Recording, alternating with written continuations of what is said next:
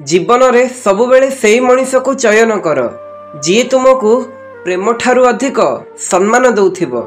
काहेकि ना सम्मान प्रेम ठारू भी अधिक मूल्यवान होइथाय। मनीष अन्यर दोष देखिले विचारपति हो जाए, किंतु निजर दोष पई अकिल हो जाए। दुहे दुही को भूल को भूली संपर्क सजाड़ा को चेष्टा करने ही प्रकृत भल पाइबा कह जाए। संपर्क बजाय रखा को समय बाहर कर, नचेत जेतेबेले तुमर समय थिबो से पर्यंत बधे हुए संपर्क नथिबो। आपण निज जीवन रे टिके भरोसा समय उपरे मध्य करंतु आज्ञा। काहेकि ना समय बड़ ठारू बड़ चेहरा को मध्य बदलै देई थाए। सेई मनीष केबे भी आपण को मूल्य बुझी परिबो नाही जो मनीष पई आपण सबु बेले उपस्थित रहिबे। संपर्क भांगी गला बोली मुहरे कहिबा बहुत सहज, हेले कहार स्मृति को मनरु भूलिबा एते सहज नुहे। मनीष तो सेतेबेले मरी जाए जेतेबेले 50,000 टंका दरमा पाउथिबा ऑफिसर 300 टंकिया रोजगारी दिन मजूरिया ठू लांच चाहे। समस्ते भल होई थांती, किंतु किए केते भल ताहा आमर खराब समय रे ही जना पड़ी थाए। संपर्क सबुबेले हाथ और आखि भली हेबा दरकार, कारण जेबे हाथ को कष्ट हुए आखिरु लुह बई आसे, आउ से लुह को केवल हाथ ही पछी थाए।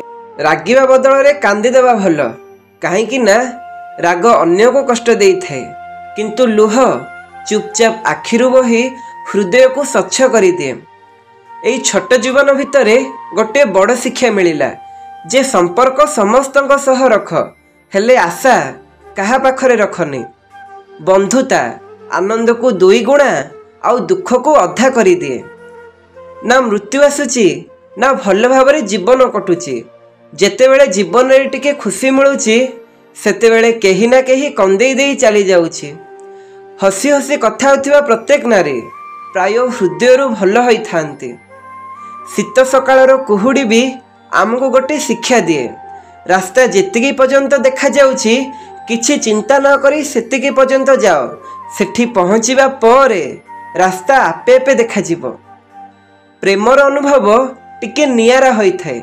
प्रेम दूर रे थिले भी भावना रे पाखरे थाए। जहा सहजरे मिले तार महत्व मध्य सस्ता होई थाए। बेले बेले सामना लोकर नीरवता भी अनेक किछि कहि दिए, जहा को सुनिबा पई कानर नुहे बरम मनर आवश्यकता थाए। प्रायतः सेई लोक मानको हृदय भांगी थाए जी सबु बेले अन्य मानको हृदय जितिबा को चेष्टा करि थाए। संपर्क को निभेबा पई सुंदर नुहे बरम सच्चा आउ मन को बुझुथिबा साथीटिए जरूरी होई थाए। जणे जनक पई जीवा ही जीवन होई थाए। सेथि पई समय तांको दियंतु जी आपण को हृदय रु चाहुथिबो।